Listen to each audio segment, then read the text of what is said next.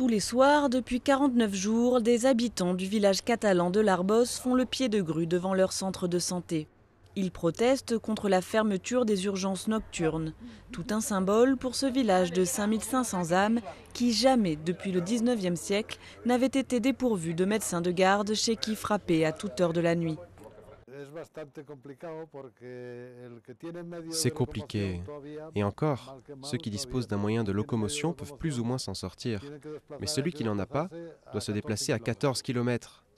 Et ensuite, une fois arrivé là-bas, il y a des files d'attente de 3 ou 4 heures.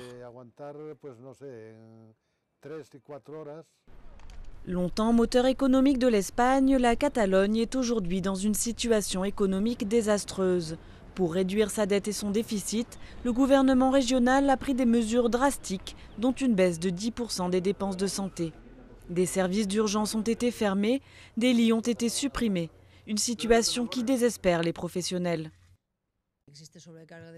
Il y a une surcharge de travail car nous avons moins de moyens à disposition, nous sommes plus limités et aussi car cela génère de l'angoisse, ce qui augmente la pression sur un travail qui est habituel, presque rituel, jusqu'à présent.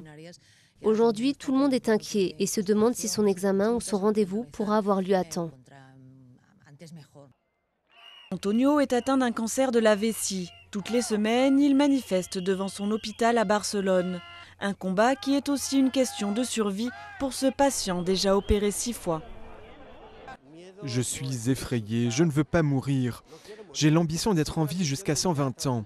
Et s'il continue à couper dans les dépenses, je ne vais pas y arriver. Je pourrais peut-être tout juste vivre 10 ans de plus, je ne sais pas. Comme la Catalogne, plusieurs régions espagnoles ont dû réduire leurs dépenses de santé. Et la droite, donnée gagnante lors des élections législatives du 20 novembre, a promis encore plus de rigueur pour les 4 ans à venir.